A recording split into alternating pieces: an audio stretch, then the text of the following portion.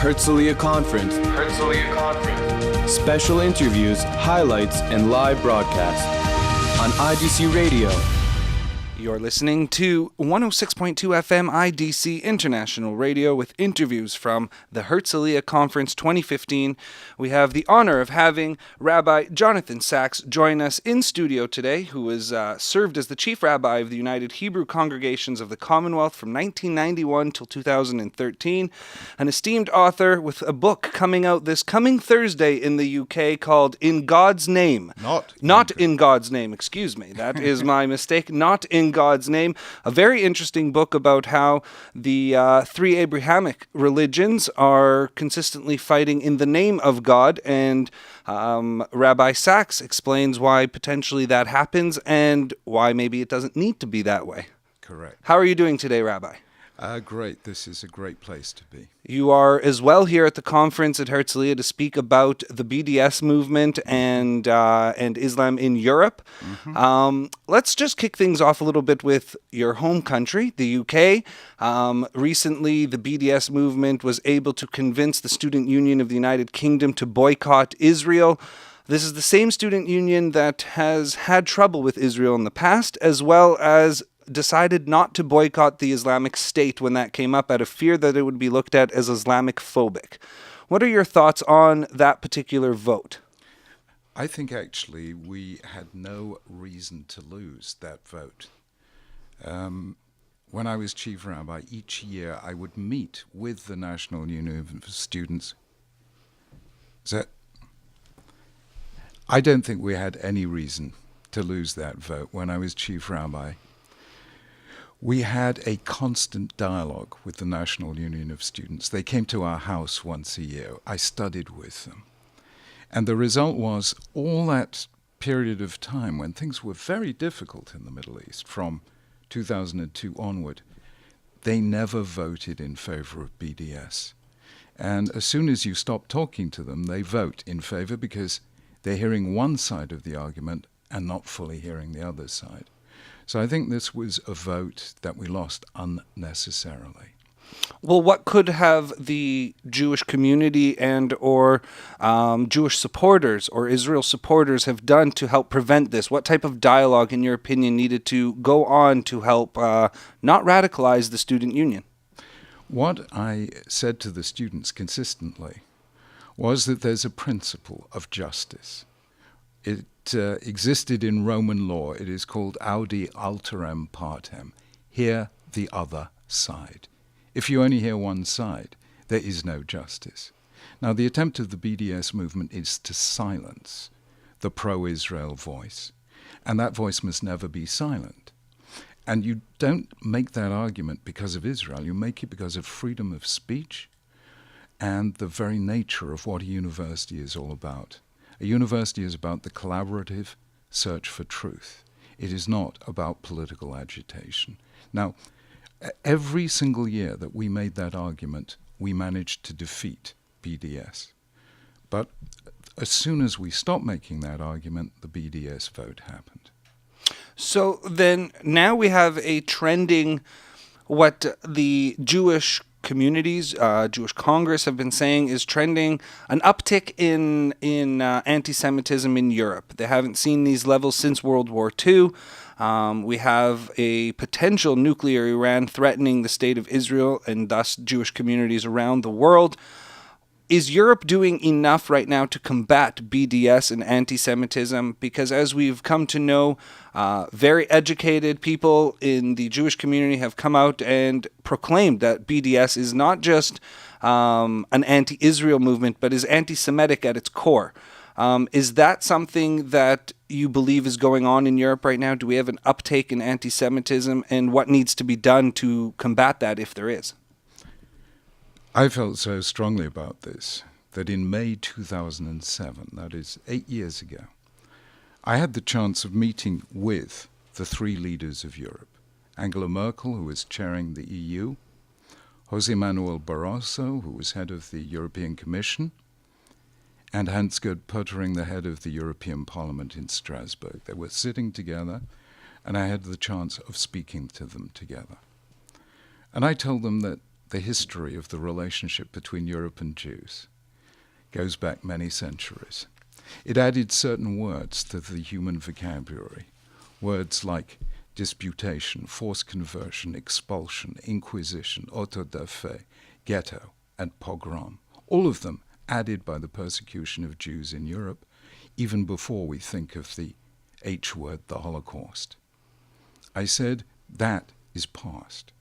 But today the Jews of Europe are asking, is there a place for Jews in Europe?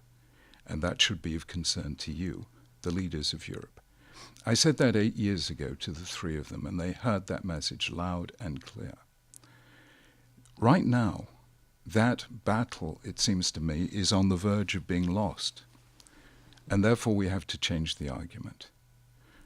The argument is, and must be from here on, this is not just about Jews. The hate that begins with Jews never ends with Jews. And if Europe is not a place where it's safe to be a Jew, then Europe is not a place where it's safe to be a European. What is at stake is not just the Jewish populations of Europe, but Europe's freedom and ultimately Europe's soul. So where are we then in that fight? As you said, we're potentially losing that battle at the moment. Where, in your opinion, are we? Is there a way to advance forward without potentially going backwards or total failure? I think we have to. We have to stand and fight. This is a fight we may not lose. As I say, the very future of Europe is dependent on it. But from here on, we have to widen the argument. Let me be very blunt. In my new book, Not in God's Name, I do write about anti-Semitism. But equally, I write about the absolute massacre and decimation of Christian populations throughout the Middle East. I write about the fact that 90% of the victims of radical political Islam are Muslims. So from here on, we must not agree to the terms of the debate that this is the world against Israel. It is no longer the world against Israel. It's the forces of freedom against the forces of extremism and tyranny. And that is going to be the major war the West is going to have to fight in the 21st century. It has suddenly got bigger than Israel. And nowhere was this more clear than in Europe at the beginning of this year. Don't forget, yes, there was an attack on Jews in a supermarket in Paris, but that was after 5 or 6 members of the Charlie Hebdo magazine had been assassinated. There was an attack in Copenhagen on Jews, but there was an attack on a cartoonist in Copenhagen. So what I hope will now happen is that European leaders will begin to see this is not just about Jews. It's not just about Israel. Anti-Semitism was never just about Jews. It's about turbulence within a society and which win, the forces of freedom or the forces of coercion and extremism. So I hope the game is changing, and it will change in our favor. There's a press clipping along with advertised on Amazon.co.uk for your newest book coming out, Not in God's Name, where you explain you had to delve into philosophy, game theory, sociology. What type of research went into this book and understanding of the human mind frame, and not just Judaism, but the other two major monolithic religions? In beginning of 2002, when they moved the World Economic Forum from Davos to New York in sympathy after 9/11, I stood with religious leaders, Jewish, Christian, Muslim, Sikh, Hindu, Buddhist, at ground zero. At that point, I realized we were facing what was going to be the beginning of the biggest struggle of the 21st century. I wrote a book. It was published on the first anniversary of 9/11 called The Dignity of Difference. It elicited a huge response from Muslims and from Christians. Got me some criticism from Jews, but you expect that. And ever since I published that book, which said, in the 21st century, we are going to have to make space for difference.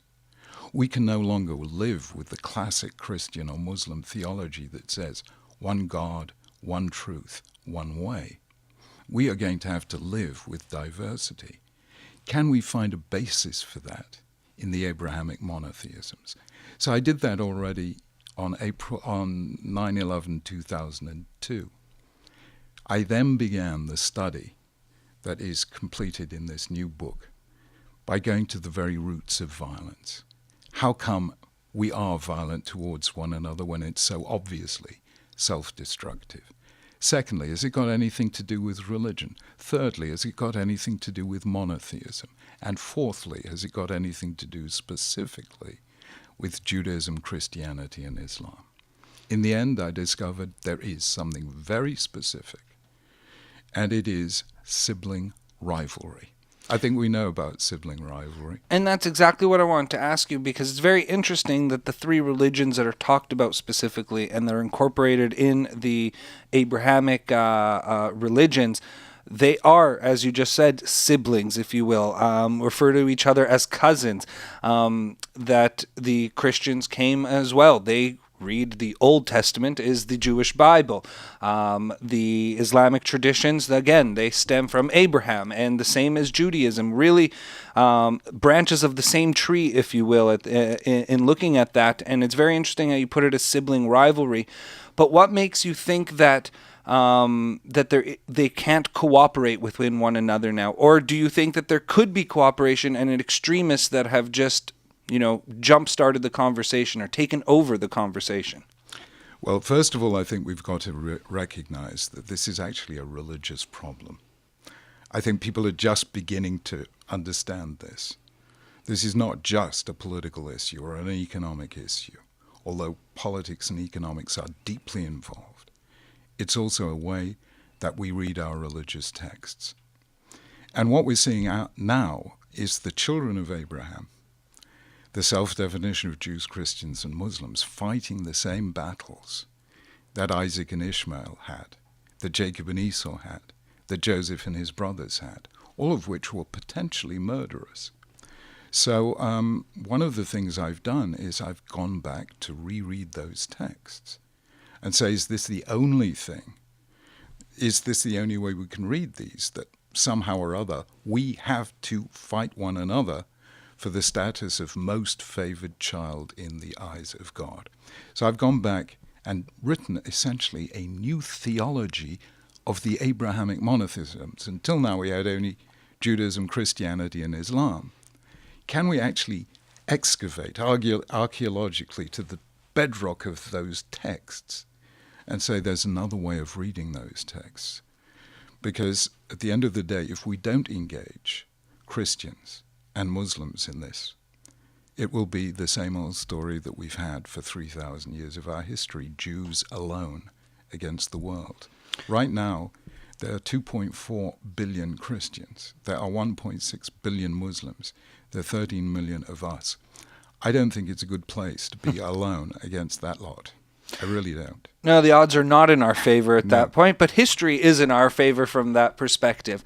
I did want to ask you, very interestingly, is there's constantly conversation about interpretation of the text, be it the Bible, be it the Torah, be it the New Testament or the Quran. You always hear on either side of the argument, you can take almost the exact same passage and interpret it as to mean violence or to mean peace. And I wanted to ask you, in your research for this latest book, Not in God's Name, and as you said you went back to read these texts, did you ever find passages that really stood out to you as they can work both ways, and it just takes someone to interpret them in a specific way, and thus people start to believe in that type of interpretation of the said text? 100%. For instance, who saves Moses? Who adopts him? Who gives him his name? Pharaoh's daughter. Mm-hmm. Let's rewrite that and call it Hitler's daughter. So if you can find on the other side somebody that righteous, and it's not accidental that she was a woman, because it's actually the women in Islam today who have the courage to say we must find a new way.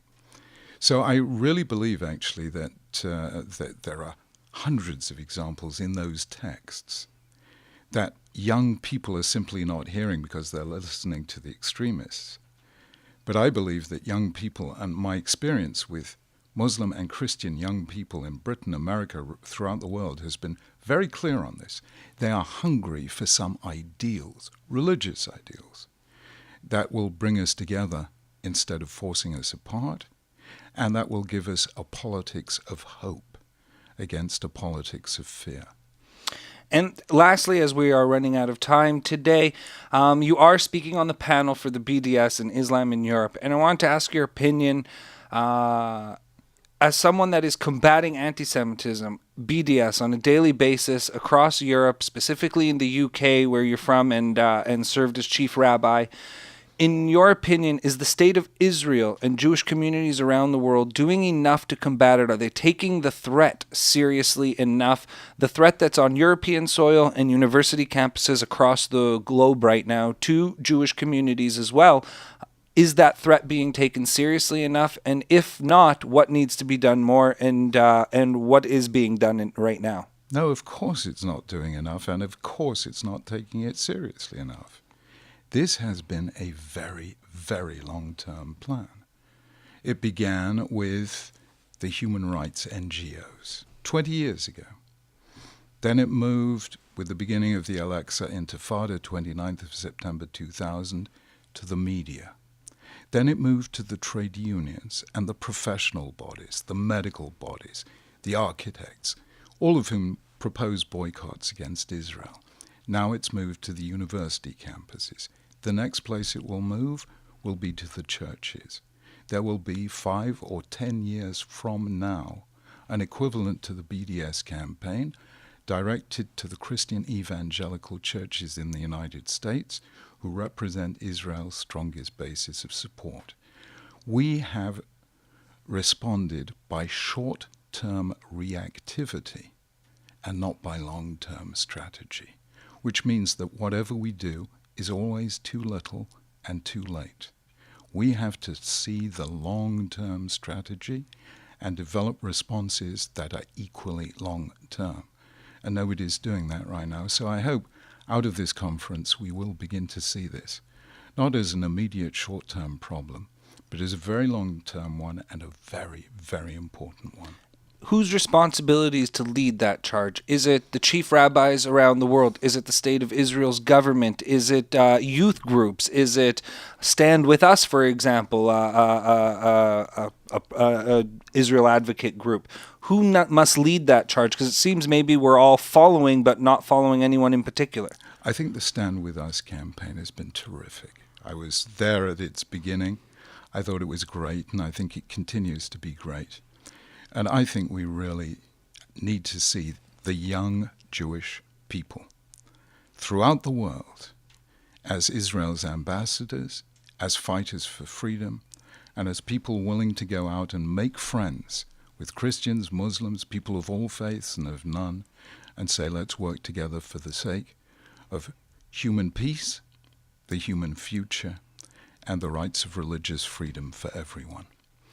This has been a conversation with Rabbi Jonathan Sacks, who is here to speak at the IDC Herzliya Conference of 2015. This coming Thursday in the UK, you can get his latest book, Not in God's Name. You can order it at amazon.co.uk. Rabbi Sacks, thank you so much for joining us. I look forward to reading your book and very much enjoyed the conversation. Thank you so much. Enjoy your trip here in Israel. Thank you.